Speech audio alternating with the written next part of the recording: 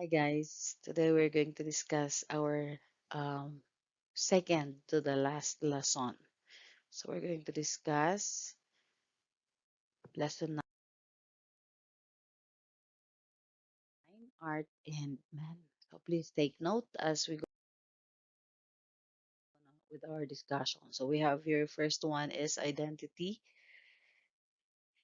To understand ourselves, to be able to create our identity, we have to think and then we have to express what we thought. So in short, people will identify us through the manifestations of what we think about ourselves or who we think we are will be expressed through our actions.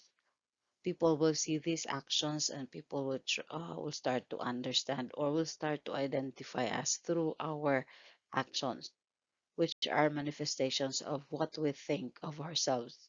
So for example, we think that of ourselves as we are somebody who is beautiful, who is capable, would be able to manifest these ones and people will see us as such.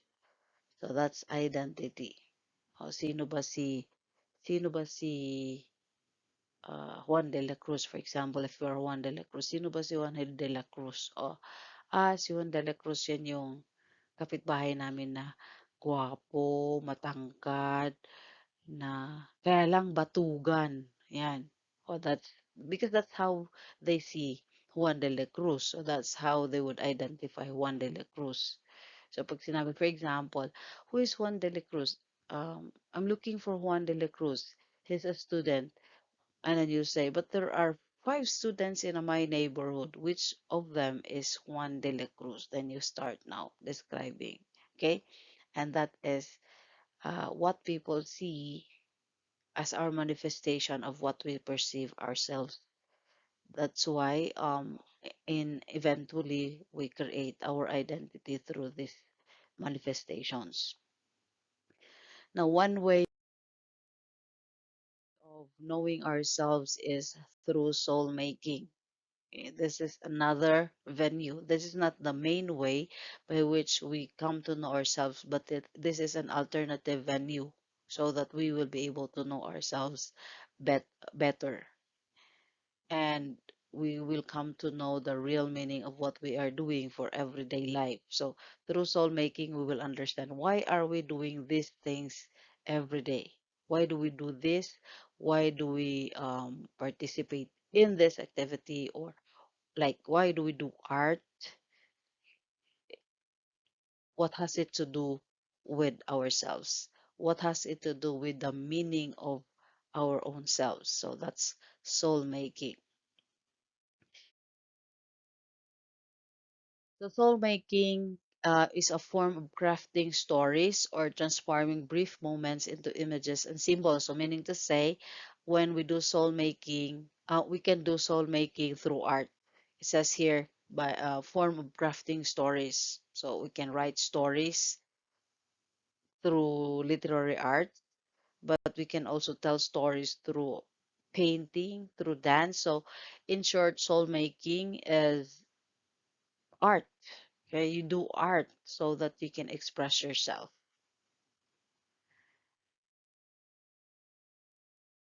Soul making is also connecting with people. You try to connect with people through soul making. Like when you do art, for example, when you paint, you're actually trying to connect your emotions or what you're thinking to other people who will be looking at your artwork.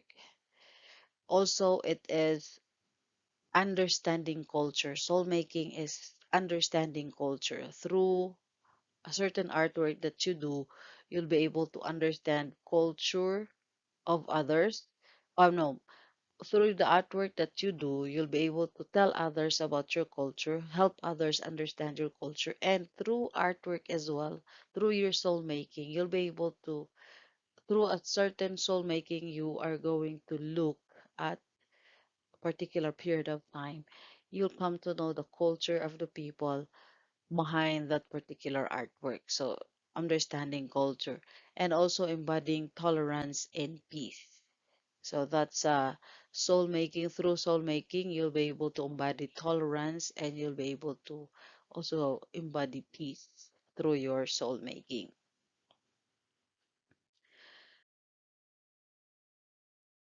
Also, it is developing the artist in us. So if you have not found the artist in you yet, if you do soul making, you'll be able to find the artist in you, and eventually develop that artist in you, awakening the art in us that has been stagnant or undeveloped for numerous years. You might have that particular capability to do art, but you're not able to practice it. So maybe it's high time for you to do soul making so that you will realize what is it that you can do best, and then develop it eventually. Soul making is not time bound. It occurs anytime. I knew of someone who only realized that she actually is a good painter when she was already in her 40s. So she never knew she was good at painting, but she realized it lately during the pandemic that she was really good, or she's really good at painting. So started painting, and now she's selling her painting. The same thing with you. If you don't know yourselves yet, if you have not found your passion yet, it's high time for you to do soul making so that you will be able to awaken that artist in you. Okay? Huwag niyong patulugin yan forever. That should be awakened, and that should be put to use, because that will help you actually develop yourself.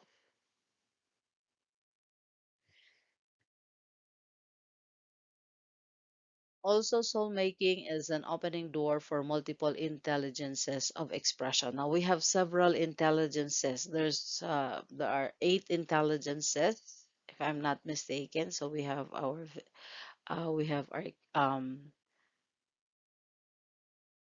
mathematical intelligence, or logical mathematical intelligence. We have also our linguistic intelligence. Those who are people who are very good at language. We have also what we call yung sound, so music. Okay, that's another intelligence. So you might not be really good academically, but you excel in other intelligences, like you're a good singer, you're good at dancer, you're good at direction, you're good at organization. So those are all intelligences. So soul making will open the door for multiple intelligences or expression. You might just be, for example, good, you know that you're good at singing, but later on you will be able to discover, I'm also good in dancing, I'm also good um in locations and the like. So when you do soul making, you'll be able to open the doors of your own multiple intelligences.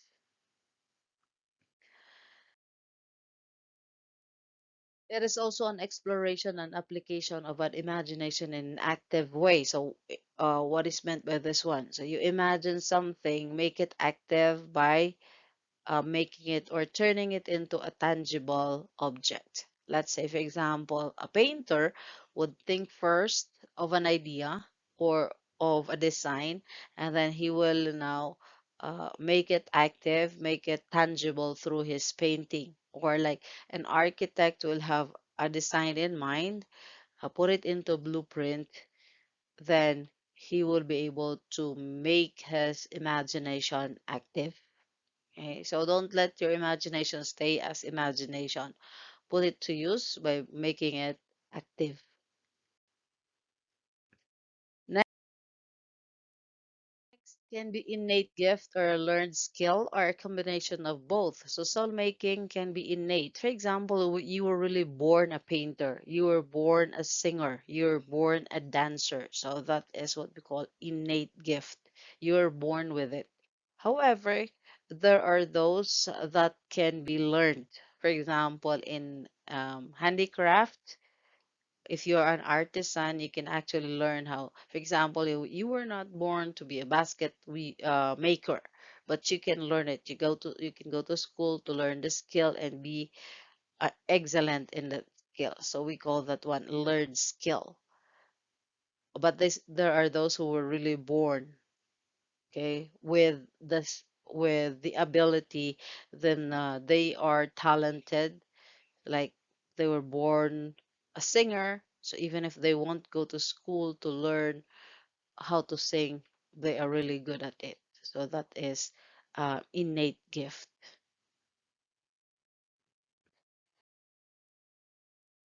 Soul making does not require a professional artist or artisan to be involved. So you don't have to be professional to do it. You don't need to be a professional so that you'll be able to paint, okay, to express yourself, because soul making is just an expression of oneself. If you want to express yourself through writing, then you can write anytime. Through drawing, you can draw anytime. It doesn't necessarily need someone to be professional to do soul making. Okay? Eh, gusto kong mag-drawing nun, di mag-drawing ako. That's how I express myself. Hindi naman ako magaling mag-drawing, but I want to express myself through drawing, so I would do it. Hindi ako magaling kumanta, but I just want to express my emotions through singing, so I would sing. So it's not necessarily being a professional platform. You don't need to be a professional so that you can do soul making.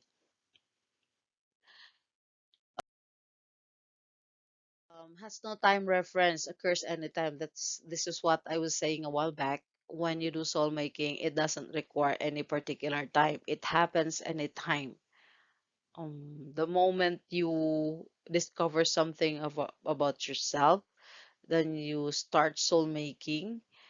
It could be early in your life, or it could be later, just like the example I gave you a while back. She discovered that she is really good in painting when um, she is already 40 years old.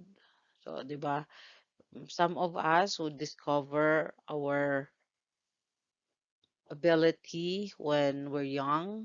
Some of us would be during the childhood years, during adulthood, early adulthood, and some of us would discover it later in our life. So there's no such thing as early or late in soul making because it has no time reference. It's not time bound. It can happen anytime.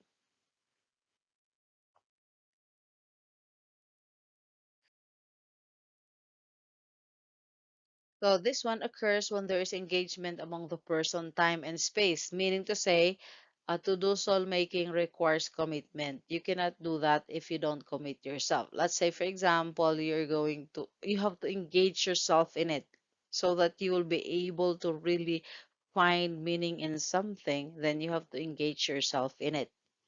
You don't do it just once and then leave it behind, then you will not be able to really find uh, meaning, or you will not be able to find the artist in you if you're just going to do it once. It requires commitment. So gusto kong uh, I learned that I can paint, but you will not perfect the craft if you're not going to do it regularly. You're not going to engage yourself. You're not going to give time and space to that particular ability. So you have to commit. Okay.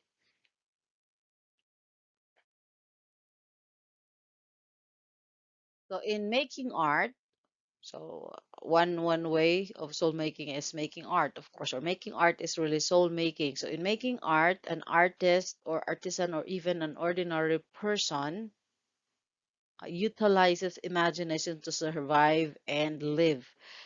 Meaning, without imagination, you cannot have art, because art thrives on imagination. The moment you stop thinking, then that would also be the end of the artist in you, or the artisan in you, because art is dependent on your thinking, the ideas you can produce.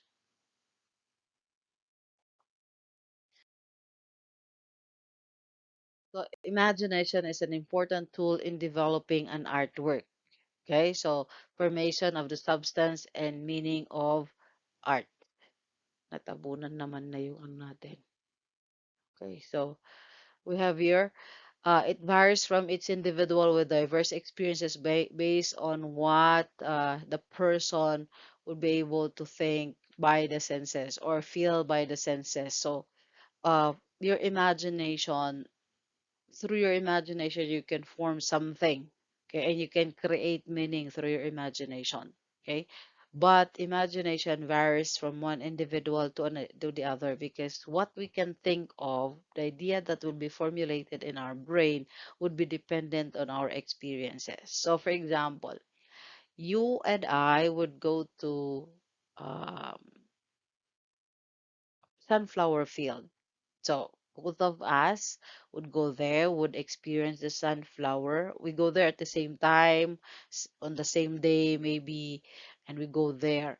And then when we go home, for example, we would paint the sunflower. I'm pretty sure my painting would be different from your painting, because you have a different experience with the sunflowers. I also have a different experience with the sunflower. So we are going to paint our own experiences. Maybe the color of your sunflower would be slightly different from how I color my sunflower. I am going to paint like my sunflower uh in different perspective from the sunflower you're going to paint, because we experience the sunflower differently. We don't experience them in the same manner. So that is why you're being an artist, you're being an artisan. The formation of the things or the substance that you are going to create would be dependent on what you have experienced. It takes a special skill to hold an image in thought and turn that imagination into an art. So it takes a special skill. So it could be that you have that innate gift, or it could be that you went to school, you went to formal education to learn the skill. But definitely it takes a special skill. For example, this one in our example, we have your pottery making. If you go to school to learn this one, you will learn. However, you will not be able to perfect the craft if you're not going to do it regularly. That's why when you want to perfect your craft, you want to perfect your gift, you have, even if you are gifted, you still have to sharpen yourself so that you can perfect that craft. So if you went to school to learn pottery, you have to do it regularly so that you will be able to perfect your craft. So you have to develop your skill. It will not be developed if you will just do it once and that's it. Just like, I'll give you example. Although this is not really on painting or in pottery, this is in language learning. I went to school for one semester to learn Nihongo. Okay, I got a grade of 99, but can I speak Nihongo now? No. The only Nihongo I can speak of this time is Ogenki desu ka? Ogenki desu. Itidakimasu. Those are the only Nihongo I can speak of at this time. Why? Because after I studied for one semester, I never used the language. So I could not even manage a conversation with it at this time, although I got a 99 grade for that subject, because I am not using it. The same way, when you have if you have discovered your artist in you, but you're not going to do that regularly, you're not going to practice it regularly, it will go to waste. It will never be developed. So once you have discovered the artist in you, then you have to devote time and space for it to be perfected.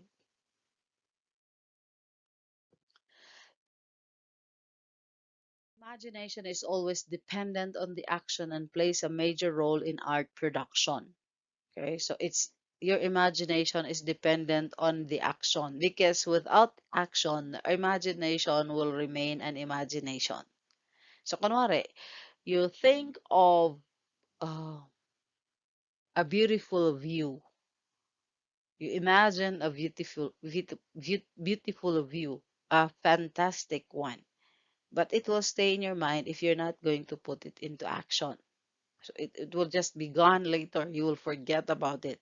That's why um, when you start imagining and then you have formulated a substance in your head, put it into tangible object. Okay? Kung ikaw, dancer ka or choreographer ka, you have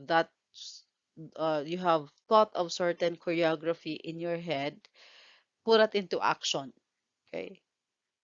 Get get yourself into dancing, into producing those steps that you have in your head. And that's the only way by which imagination will become alive.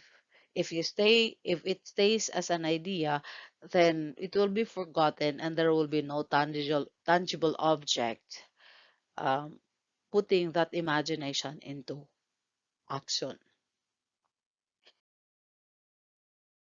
Now we have here the different categories of soul making. We have crafting images, just like what we have here in our background in our PowerPoint presentation. That is crafting images. You can do that through collage making or putting together some objects. That would be crafting images. Okay. Next, we have your crafting instruments. So any instruments, it could be musical instruments or it could be your computer, for example. Your computer is an instrument. So the one who crafted the computer is um, an artist, a soul maker. And so crafting instruments just like what we have here. Crafting yung mga furniture, so instrument for sitting, that's also under soul making. Next, we have crafting movements, so dances. Okay, like this one would be under also soul making. So that's crafting movements. Next, we have the seven Da Vincian principles. So, what are the seven Da Vincian principles? We have number one, curiosita or curiosity. So, what is meant by curiosita or curiosity? For you to be able to develop the artist in you, you should always be curious. Okay, you should have that um, continuous quest for learning. How do you do that? You ask question. Okay.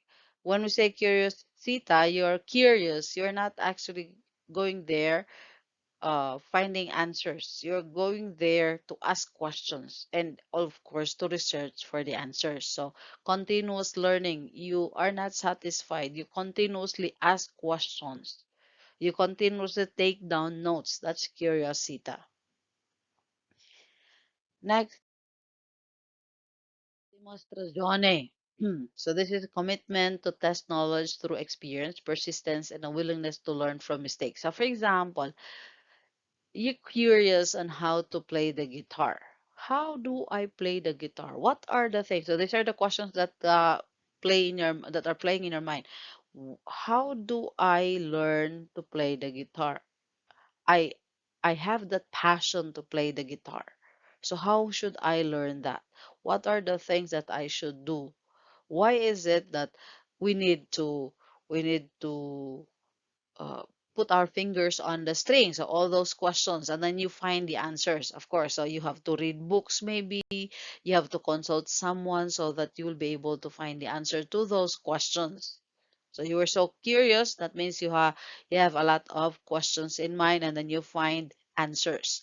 Now, after finding the answers, okay, I can learn how to play the guitar by listening to this or watching this video or maybe going to someone or maybe learning about the concepts of guitar or enrolling in a certain school, so that could be the answers.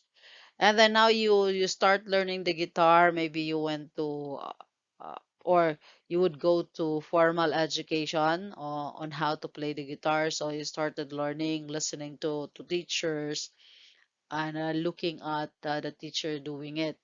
But you will never be able to learn how to play the guitar if you're not going to demonstrate. So you have to demonstrate. Gawin mo, okay? Demonstrate that particular um, art. So be or perform the artist in you. Like when you are going to learn biking, you cannot learn it by just reading about it, by just listening about it, by just looking at persons doing biking. You have to ride a bike yourself so that you learn how to ride a bike. Just like here in dancing, in playing the guitar, or in any other art that you have realized in you, you need to demonstrate. So demonstrate so that you will know if you're learning or not learning. Okay.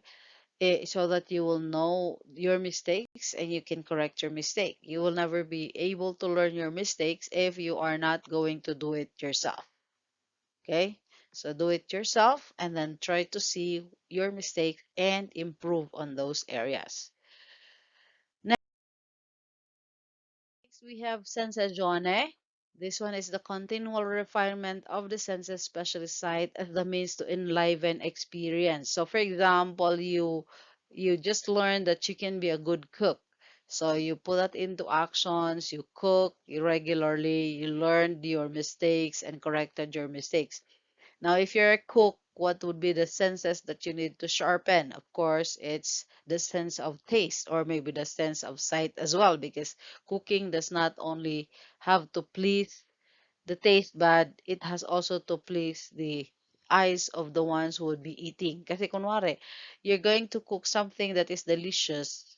It's really delicious, but the appearance is not pleasing. No one would eat what you have cooked. So, you're going to sharpen the sense of sight, the sense of taste, and the sense of smell. Those are the senses that you need so that you can perfect your craft, your cooking.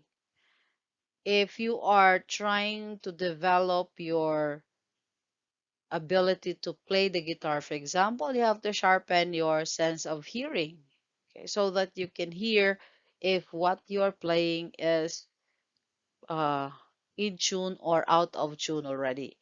Or if you're a singer, same thing, you sharpen your sense of hearing. It depends on what art you have the passion of. What is it that you like doing so much? Then you have to perfect or you have to really refine the senses that would be needed for that particular art that uh, you like or you have an interest in. Next, we have Tomato. This is literally going up in smoke, a willingness to embrace ambiguity, paradox, and uncertainty. So when you learn something or when you do your art, there are things that m- might not be clear to you. You're not certain, then you have to embrace it because the only way that you will be able to learn about or to solve that problem of uncertainty is to know, to acknowledge that there is uncertainty.